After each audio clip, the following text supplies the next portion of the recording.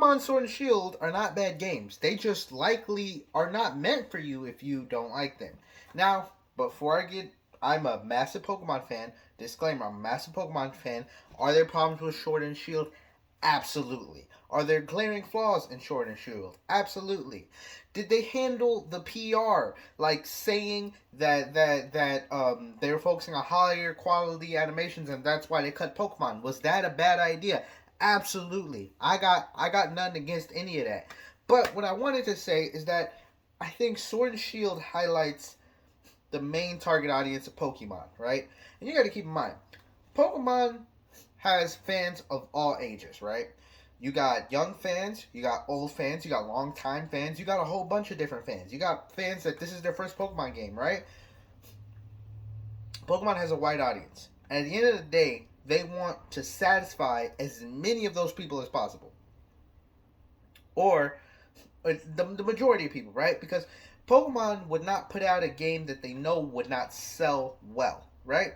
So, granted, every Pokemon game is going to sell well. Well, at least every modern Pokemon game is going to sell well, right?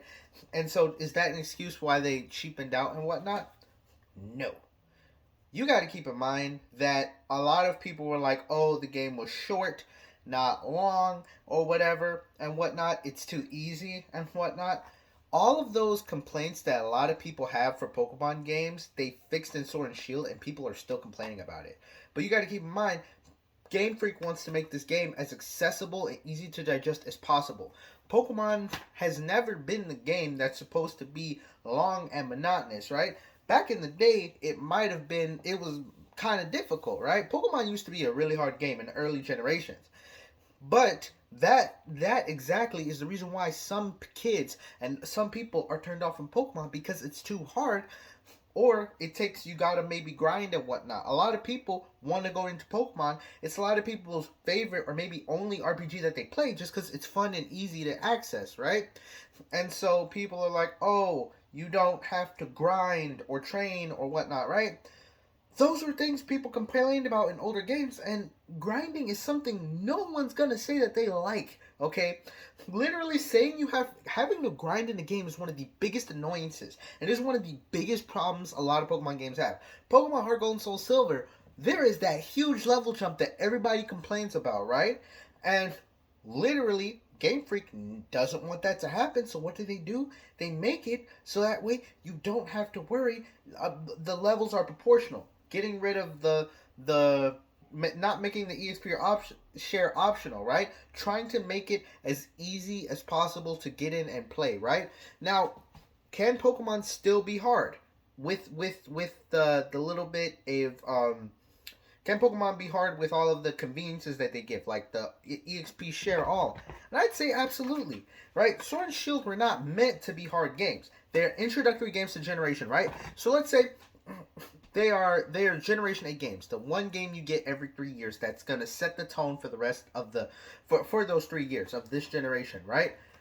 Okay, let's say longtime fans, right? They're gonna divide into a few categories: competitive battling, shiny hunting, right? Or pretty much, yeah. And you gotta keep in mind, competitive battling people, do they want a long game? No, they want to get to the end so that way they could just competitive battle, right?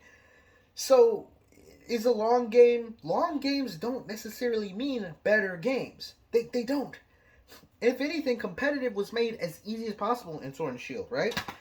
Shiny hunting, you could say, oh, that kind of took a hit because shinies kind of became easier in Sword and Shield, but kind of harder.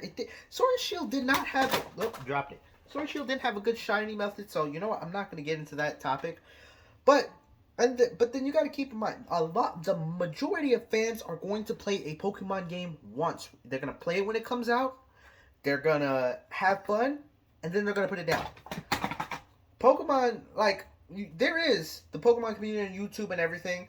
There's a large amount of people that try to play these games as long as possible, which is cool, and I that's someone like me. But you got to keep in mind, Game Freak wants to make it so everyone, the main people who play Pokemon, can have that good experience. They get the new Pokemon. It's not a hard experience, and it's not long. And the games that have been thriving online are not the longest games, right? Resident Evil Village, that was not a long game. Now there are long games, right? Like God of War and everything, but you got to keep in mind, is Pokemon really what you would want in a long format game?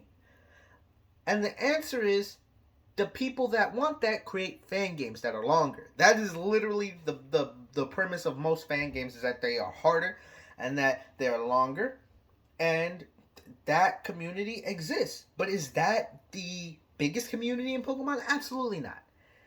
You gotta keep in mind, a lot of Pokemon players are casual, right? They want to have their experience. They like to see the new Pokemon and everything.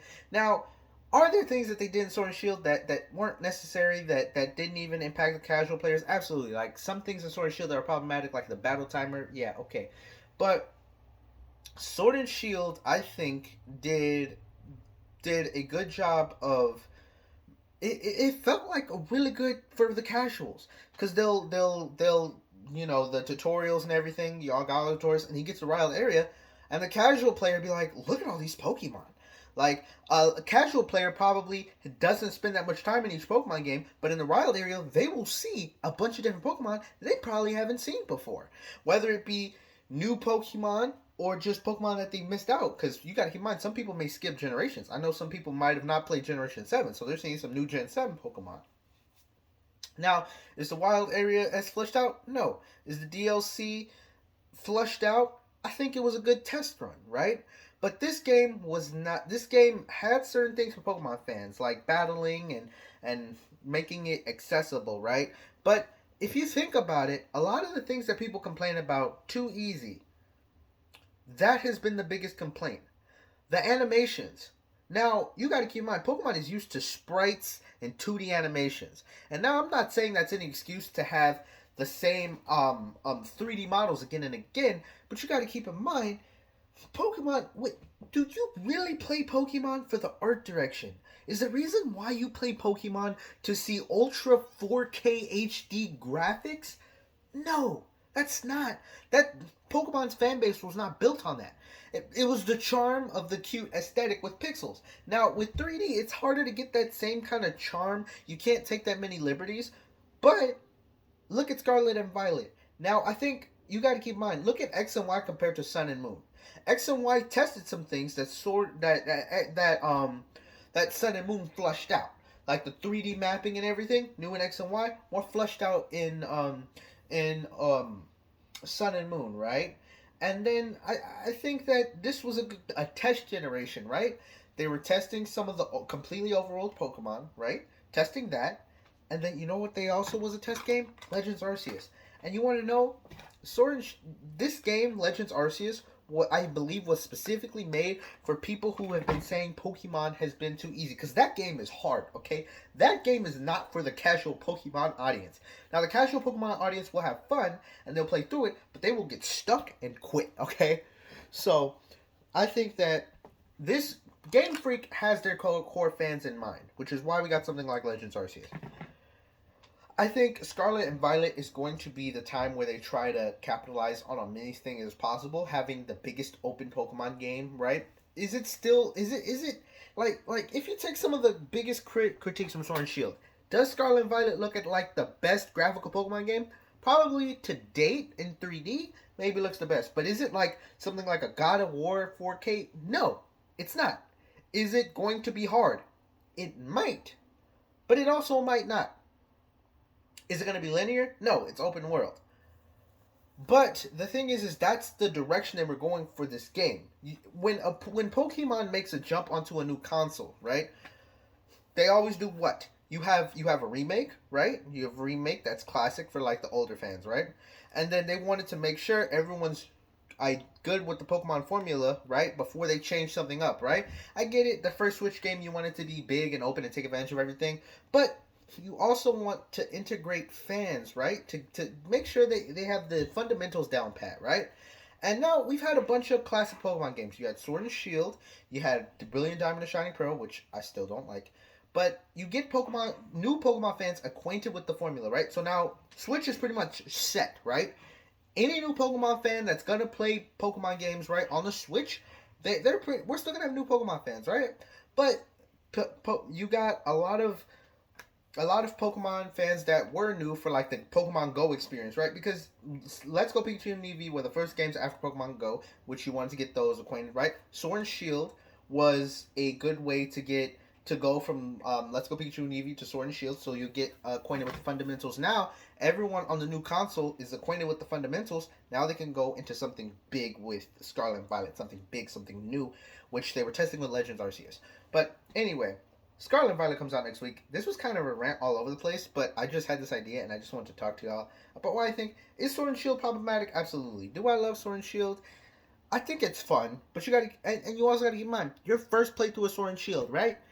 When people first played through Sword and Shield, they had fun, okay? I want to say, like, the Dynamax and everything, you could say what you want, but all these essay critiques about Sword and Shield came after the games came out. Like, you look at the timeline of some of these videos, right? They came a little bit after. You know, you had everyone complaining about the glaring problems, right? But really, you got to go back to the hype season. Hype season of Sword and Shield was dope. Beginning parts of the game, I think being able to be with friends and everything was dope. Even in the DLC, being able to stream with friends, that was dope. Is there glaring flaws? Absolutely. But Sword and Shield, I don't think is nearly as bad as what people say. It was new, and is there refinements they need to make? Yes. But where are those refinements going to be held? Scarlet and Violet. Because a lot of times when you have a new feature, it's expanded in the next one. Pokemon Diamond and Pearl, Wi-Fi, new, kind of trash. But then you got a Black and White, which really perfected online connection. They got it good kind of on the first Diamond and Pearl, but they really honed in on it with Black and White, getting internet events and everything, right? X and Y 3D, I really think you see Sun and Moon is a lot more polished, right? Now, Sword and Shield wasn't open world, but it was new on a new console, new capabilities, and they started somewhere, and we're gonna see Scarlet and Violet be the upgrade of that. So anyway, I still don't think Sword and Shield is the best Pokemon game. I think it's fun for what it is, but if you're expecting the AAA, Ultra HD graphics, you're not gonna get that from Pokemon game because that's not what Pokemon's about. That's never been Pokemon. So why are you expecting something that is not Pokemon from Pokemon? Right? We got to get there yet. We just now get in the open world. Hold off. Maybe when the Switch Pro comes out or when that next Switch and we get 4K, we'll get our first 4K Pokemon game. The main critique I would say is voice acting, alright? Now, if you want to say Pokemon needs voice acting, I'll 100% agree. There's no reason why we should still have text, and then we see characters speaking in trailers, and then there's no voice acting. Now, that's a critique I will let you have. I will agree with that. But anyway, that's just my opinion, just my thoughts. Let me know in the comment section down below. Don't cancel me. I'm just let's talk about it, right? Like, cause most of the time, most of the things you'll say to me, I won't disagree with. I'm just presenting a new point of view. Like, I don't disagree that Sword Shield has some glaring weaknesses, but I'm just simply trying to say it's not it's not as bad as I think everyone's saying it is. But anyway, see y'all in the next video. Bye.